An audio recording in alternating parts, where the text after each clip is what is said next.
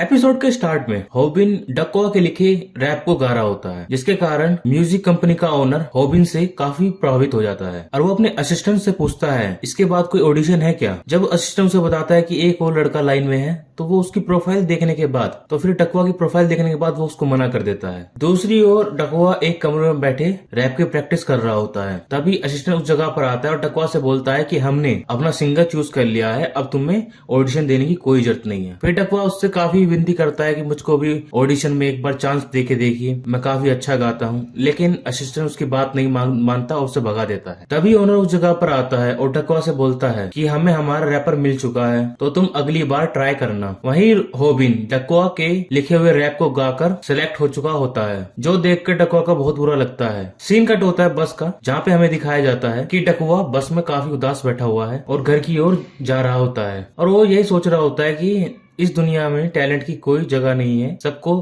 तुम्हारा लुक चाहिए। और वो अपना रोना गा रहा होता है कि मैं कितना ही मेहनत क्यों ना कर लूं, मैं कुछ भी क्यों ना कर लूं, लेकिन मेरे साथ हमेशा बुरा ही होगा क्योंकि मैं बदसूरत दिखता हूँ। सीन कट होता है डकवा के घर का, जहाँ पे हमें दिखाया जाता है डकवा सोने से पहले रैप लिख रहा होता है और बगल में ही उसकी दादी सो रही होती है। अपनी दादी को देखते हुए बोलता है कि आपको इस जगह पर सिर्फ कुछ और दिन ही बिताने पड़ेंगे। एक बार मैं फेमस हो जाऊं, मैं आपको बहुत बढ़िया जगह ले जाऊंगा, मैं यहाँ पर आपके सभी सपने जरूर पूरे करूंगा। सीन कट होता है स्कूल का, जहाँ पे दिखाया जाता है कि फेस्टिवल आना है जिसमें बहुत सारे इवेंट होंगे, जिसमें एक इवेंट सिंगिंग का भी है। तभी हमारे मेन कैरेक्टर की एंट्री होती है और जैसा हर बार हर एपिसोड में होता है इस एपिसोड में भी होगा। जैसे हमारा मेन कैरेक्टर एंट्री लेता है वैसी सारी लड़कियां उसके अगल बगल उसकी तारीफ करनी शुरू कर देती। तभी हमारा मेन कैरेक्टर डैनियल पार्क अपने डकवा को देखता है और उसके पास जाता है और उससे पूछता है कि तुम इस जगह पर अकेले खड़े होकर क्या कर रहे हो। अब वहाँ डकवा को डैनियल पार्क के साथ देखकर वहाँ पे जो लड़कियां खड़ी होती है वो खुशमचाना शुरू कर देती है कि ये डकवा जैसे लूजर के साथ बात क्यों करता है। तभी एक लड़की बोलती है ऐसे नमूनों से दोस्ती करने से ही अपने कुछ फायदे होते हैं, इनसे दोस्ती करके तुम अपने जो चाहे काम करवा सकते हो। और यहीं पे अपना डकवा भाई ये सब बातें सुन के दिल में ही मलाल बना रहा होता। और तभी अपना डकवा गुस्से में आकर उससे बोलता है कल्ला उड़े, निकल पहली फुर्सत में यहाँ से। और ये बोलकर डकवा वहाँ से चला जाता है। सीन कट होता है, अब हमें डकवा अपनी क्लास में बैठा हुआ दिखाई देता है, जो अपनी सीट पर बैठकर रैप लिख रहा होता है। तभी उस जगह पर अपना हॉबिन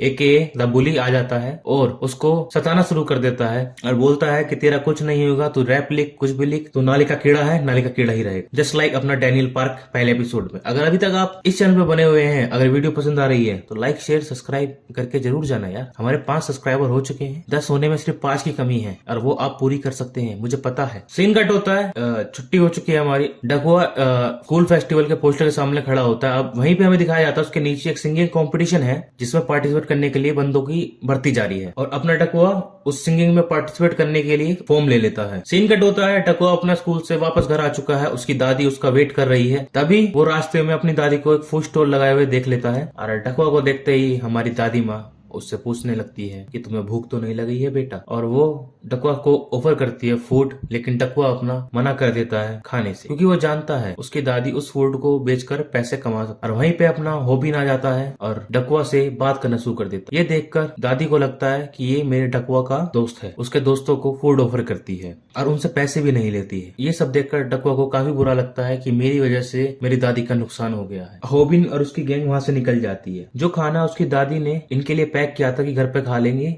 वो उसको फेंक देते हैं और बोलते हैं कि इतना सड़ा हुआ खाना मैंने आज तक नहीं खाया। और ये देखकर हमारे डकवा को काफी बुरा लगता है। सीन कट होता है स्कूल में, जहाँ पे ब्लैक बोर्ड पर डकवा के दादी के खाने की काफी बुराई कही और ये लिखा गया है कि उसके उस जगह पर कोई न जाए, यानी कि बैड रिव्यूज दिए गए हैं। तभी हमारा हॉबिन डकवा के पीछे से एंट्री लेता है और बोलता है सर पकड़कर उसका कि मेरे पीछे से हट, और उसे धक्का देकर नीचे गिरा देता है। सीन कट होता है हमारा कैंटीन में, जहाँ पर हॉबिन और उसके दोस्त डकवा की फिर से ले रहे होते हैं और ये सब होता हुआ हमारा मेन कैरेक्टर डैनियल पार्क देख लेता है और अपना हॉबिन उससे बोलता है कि तू करेगा पार्टिसिपेट सिंगिंग कंपटीशन में, तू मोटे तू, जिसके कारण वो पिट रहा होता है। और फिर अपना हॉबिन एके द बुली अपने डकवा के फॉर्म को फाड़ देता है और उससे बोलता है तुम मुझसे बराबरी करने की कोशिश बिल्कुल मत कर क्योंकि तेरी औकात नहीं है, और आगे से तूने गाना गाया ना तो मैं तेरी वो हालत करूंगा, ना तो उठने के काबिल रहेगा ना तो बैठने के काबिल रहेगा। और ये सब अपना मेन कैरेक्टर देख रहा होता है और अपना जियो पार्क डैनियल पार्क से बोलता है कि तुमसे दोस्ती होने से पहले सभी लोग मुझे भी इस तरीके से ही ट्रीट करते थे। और वहीं अपना डैनियल पार्क ये सोच रहा होता है कि मैं इस स्कूल में इसलिए आया था क्योंकि दूसरे स्कूल में यही मेरी हालत, और इस जगह पर आकर मुझे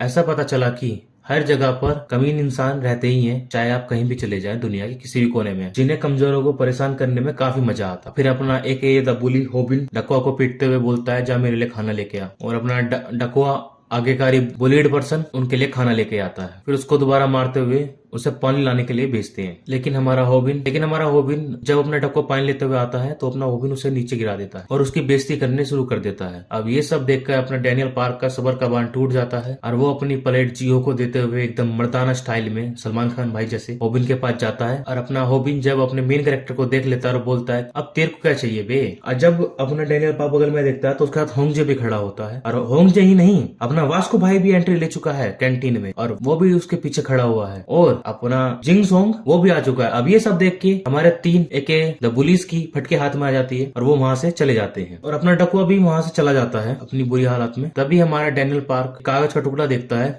जिसको उठाता है तो उसे पता चलता है कि अपना डकवा एक सिंगिंग कंपटीशन में पार्ट लेना चाहता है। सीन कट होता है शॉप में, जहां अपना ओरिजिनल बॉडी के साथ अपना मेन कैरेक्टर सोच रहा होता है कि मेरी नई बॉडी की वजह से मुझे स्कूल में कोई भी तंग नहीं करता है, और हाथ में अपने डकवा भाई का फटा हुआ फॉर्म रहता है। लेकिन असली बात तो ये है कि मैं आज भी एक लूजर हूँ। ये सारी बातें उसके दिमाग में चल रही होती है। तभी हमारा सीन कट होता है स्कूल में, जहाँ पे अपना मेन कैरेक्टर खड़ा होता है, किसी का इंतजार कर रहा होता है और वहां पर वो मिलता है अपने डकवा का। तो हमें पता चलता है कि वो डकवा का ही इंतजार कर रहा था, क्योंकि जो एप्लीकेशन फॉर्म को मिला था वो उसको वापस देना चाहता था। नया क्यों नहीं लिया हमें भी नहीं पता।